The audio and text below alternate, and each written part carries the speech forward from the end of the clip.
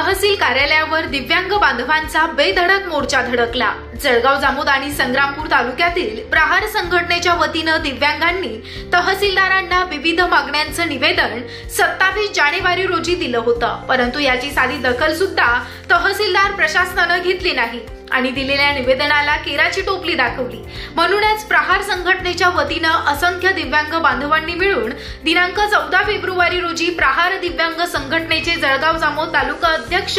नारायण महाले यांच्या नेतृत्वाखाली जळगाव जामोद तहसील कार्यालयावर बेधडक मोर्चा काढून दिव्यांग बांधवांनी आपल्या मागण्या रेटून धरल्या असता तहसील कार्यालयामार्फत लेखी आश्वासनानंतर दिव्यांग बांधवांनी आपल्या मोर्चाची सांगता केली।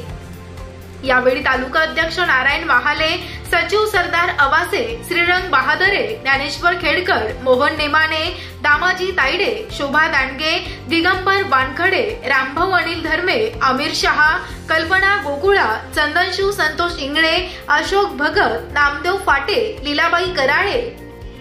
राष्ट्रवादी जिल्हा उपाध्यक्ष संदीप उगले, नाईक सुधीर इंगळे, राजू बडरे यासह बहुसंख्य दिव्यांग बांधव यावेळी बेधडक मोर्चेवेळी उपस्थित होते।